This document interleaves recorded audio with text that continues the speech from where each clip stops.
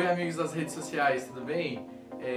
Vou falar com vocês hoje porque às vezes você começou aí a fazer o seu tratamento para depressão ou mesmo para ansiedade e aí parece que não está tendo resolução, não está tendo melhora, não está se sentindo bem.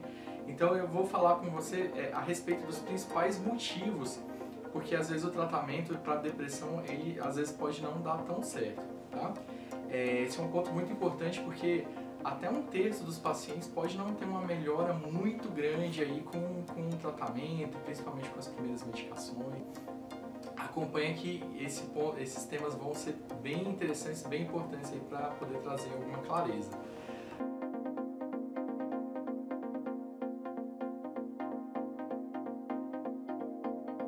A primeira questão que é fundamental é o que a gente chama de adesão, né? Então, adesão significa justamente você conseguir fazer o uso da medicação, porque o tratamento da depressão ele é muito parecido com o tratamento de outras doenças crônicas, né? Como a pressão alta, diabetes. Então, para que funcione realmente, é necessário tomar a medicação todos os dias, tá? Então, esse é um ponto muito importante que às vezes não fica tão claro, ou o médico explica, mas às vezes passa batido, fica alguma dúvida. Então, para que a gente possa ter de fato uma resposta, o tempo necessário são pelo menos 4 semanas fazendo uso da medicação, né, do antidepressivo, numa dose adequada, né, numa dose suficiente e de forma continuada. Tá? Então, se você tomou um remédio ali uma semana, 2, ou se tomou ali 2 semanas, ou mesmo um mês, mas tomou pulando alguns dias, aí esse é um motivo comum, às vezes, para não ter uma resposta tão boa da medicação. Tá? Até porque um ponto muito importante são os efeitos colaterais. Né? Às vezes a medicação ela não é tolerada, né? No sentido de que pode ter enjoo, pode às vezes ter dor de estômago, pode te deixar com uma sensação de sonolência. Então tudo isso é muito importante para que você consiga de fato tomar a medicação todos os dias. Se você tiver algum efeito colateral assim que seja insuportável, é sempre bom conversar aí com o seu médico, né, falar com ele e ver o que pode ser feito a respeito, tá? Então esse é um ponto muito importante aí, primeiro ponto para o insucesso do tratamento da depressão. O segundo ponto é que às vezes é muito comum que a gente também tenha em conjunto com os sintomas depressivos alguma doença física, né? Então, por exemplo, às vezes a pessoa pode ter algum problema de tireoide, né? Um hipotireoidismo, que vai aí deixar realmente a pessoa um pouco mais, às vezes se sentindo um pouco mais cansada, com fadiga, um pouco mais indisposta. Além do hipotireoidismo, problemas do coração, né? Sobretudo quando o coração começa a não funcionar tão bem, você tem quadros de insuficiência cardíaca, a própria questão também das deficiências de vitamina, né? Sobretudo quando elas são mais graves. Um destaque aí importante, uma lembrança importante para vitamina D, né? Nesse contexto agora que a gente está vivendo de pandemia, né? De isolamento social, de ter que ficar mais restrito em casa, porque tem tido uma queda importante, né? Na exposição solar com isso e consequentemente de vitamina D. Tá? Mas aí várias outras causas também, por exemplo, a anemia, né? Problemas às vezes de asma, né? Doenças respiratórias. Então, às vezes a presença de uma doença física, ela pode se confundir muito ali com os sintomas depressivos, sobretudo os sintomas de cansaço, de falta de concentração, né? Aquela sensação de indisposição, tá bom? Esse é o segundo ponto que é muito importante e que, assim, não pode passar batido, né? Senão, às vezes, a pessoa tá ali tratando várias medicações, mas ainda fica com a sensação de que não tá bem, de que não tá melhorando. Então, esse é um ponto muito importante. A terceira coisa é a questão do uso de drogas depressoras, né? E aí, quando a gente fala de drogas depressoras no sentido amplo, tanto as drogas de uso mais recreativo, né? Vamos dizer assim, que é o álcool, né? Que o álcool é de fato uma droga depressora, né? Do sistema nervoso central, tá? Mas muitas vezes também a maconha, né? Principalmente, apesar de não ser classicamente um depressor do sistema nervoso central, ela pode causar muito uma sensação assim de fadiga, né? Às vezes de tristeza, de apatia, o uso mais continuado pode levar a uma apatia muito grande, tá? Então, muitas vezes o próprio, até por exemplo, o uso de cocaína, né, sobretudo nos períodos de abstinência, também pode causar sintomas depressivos, tá? Mas não só essas drogas também com esses fins recreacionais ou de dependência.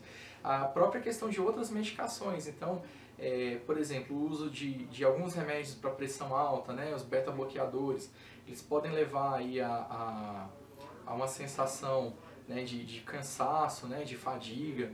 Aí você tem o propranolol, o Celozoc, né, que o pessoal comenta, tá? Muitas vezes o uso de corticoides, né, para problemas reumatológicos, para doenças inflamatórias, também pode alterar aí a questão dos sintomas depressivos, tá? Então, quando a gente fala drogas depressoras, é num sentido amplo. Por isso que é importante, quando você se consultar com um psiquiatra, sempre mencionar ali especificamente se você está fazendo uso de alguma medicação, quais são essas medicações, porque isso pode ter um impacto e influência significativa também, tá? O quarto ponto que é muito importante está relacionado à questão da personalidade, né? Então, eu não estou chamando ninguém de chato, não é a questão, o ponto não é esse, mas é porque o que acontece? Existe o que a gente chama de transtorno de personalidade, que é inclusive um tema que eu vou falar em outro vídeo aí para vocês de uma forma um pouco mais detalhada, né? Existem vários tipos de transtorno de personalidade, esse é um ponto muito importante, mas às vezes quando se tem um transtorno de personalidade, qualquer que seja ele, você vai precisar de algumas intervenções um pouco diferentes.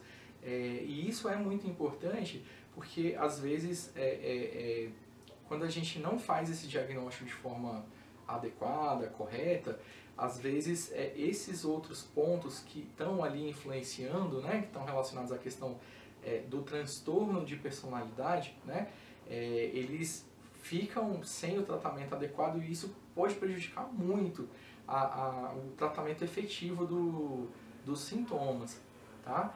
E por fim, a questão que é muito importante também, que são os fatores de vida mesmo, né? Sociais, o estilo de vida, a questão do que está acontecendo ali com a pessoa. Então, vamos pegar um exemplo, por exemplo, a pessoa tem um câncer, né? Ou se a pessoa está passando por um processo de separação, de divórcio, ou por um luto, ou se a pessoa perdeu o emprego, se está vivendo uma situação temporária de desabrigamento, enfim, né? Qualquer situação que seja assim grave, ou que seja complicada que esteja acontecendo na vida da pessoa, vai ser mais difícil de lidar mesmo, né? Então, às vezes algumas coisas não vai ter como ficar assim feliz vivendo, né? Então, nesse sentido, também é muito importante a gente conseguir contextualizar e pensar nisso, porque se a pessoa estiver passando por um processo de vida, um evento de vida extremamente estressante, desestruturador, aí às vezes não vai nem ser assim a questão da depressão em si, né? Mas é que algumas coisas na vida são tristes mesmo, e aí, assim, tem que lidar com o problema ou com os problemas, e aí essa tristeza que está ali relacionada, ela vai melhorar a partir do momento que se resolver também esses outros pontos, tá? Então, são esses 5 pontos principais que eu queria falar com vocês. Além desses, a gente tem um sexto fator, né, que também é muito importante, tá? Mas que também eu acho que é tema para um outro vídeo, né? Que é a questão da presença de outras comorbidades, né? Eu falei da questão do transtorno de personalidade, mas às vezes podem ter outros problemas também, como a ansiedade, né? O transtorno de ansiedade, a fobia social, o transtorno bipolar, que podem também complicar muito o tratamento e a resolução dos sintomas. Tá? Agora, quando se exclui tudo isso, e mesmo assim, né, o tratamento não dá muito certo, aí é importante a gente considerar o seguinte: a gente pode estar aí, no caso, diante de uma depressão resistente ao tratamento. Tá? Então, se você toma ali a medicação, né, diariamente, direitinho, numa dose adequada, por mais de 6 semanas, né, 4 a 6 semanas, trocou a medicação, foi para uma outra que também você tomou por um tempo adequado, e mesmo assim não teve uma boa resposta ao tratamento, aí é o que a gente costuma chamar de depressão resistente a tratamento, tá? Existem várias estratégias terapêuticas, né, para lidar com essa questão da depressão resistente a tratamento, e esse daí também vai ser o tema para um próximo vídeo para a gente estar conversando. Tá bom, pessoal? Então o recado de hoje foi esse. Espero aí que possa ajudar vocês a conseguir perceber melhor os fatores que estão, às vezes, prejudicando, né, impactando aí o tratamento de vocês. E é isso daí. Até a próxima!